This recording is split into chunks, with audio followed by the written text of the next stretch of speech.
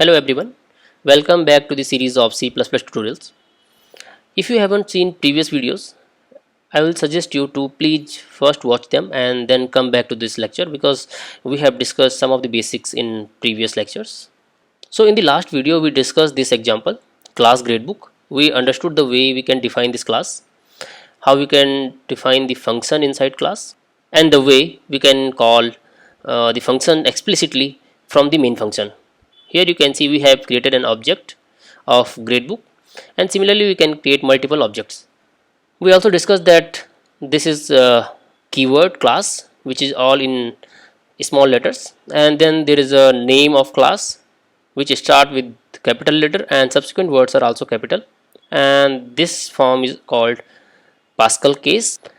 There is also another kind of case which is called camel case. So generally we write functions in camel case. So in this case first letter is small and subsequent words are started with capital letters, right?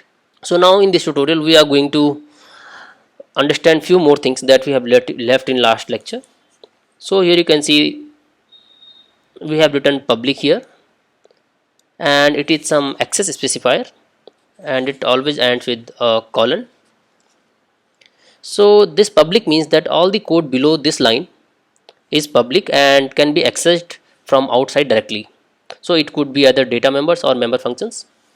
In future we will cover other access specifier also, and those are private and protected. So for the sake of completion I will write public here, right? So these are access specifiers, and as it is clear from the name that they specify some access which is being done in above class. So now moving ahead, in main function when you write any variable like int x, so compiler knows that the data type of x is integer, right? Because int is a fundamental data type, or you can also say that this is primitive data type that is built in inside C++. But when we are talking about gradebook example, compiler does not know what does this type means. You can compare these two on similar lines. If it is int, it is gradebook, it is x, it is gb. So x is variable, gb is also a variable, but gradebook is a type, but it's not fundamental type, right? So what kind of type it is? It is user defined data type which we have defined on our own, right? So what we have to do, we need to include its definition in form of a class.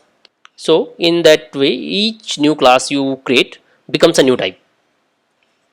So as you can define new classes as needed, that's why C++ is called extensible language. Clear? So let us move ahead, and here you can see that we have a dot operator here,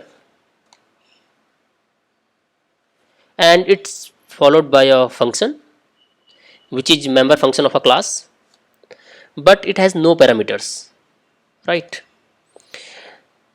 And this has no parameters because this function does not need any parameter or additional information to perform its task. So now you understand the way we can call a function without parameters. In next tutorial we'll use a function with parameters, and then we'll see how can we pass data to the function and accept that data. So I think this is enough for this lecture. If you have any doubt or query, you can post in the comments and I will respond back. Thank you so much.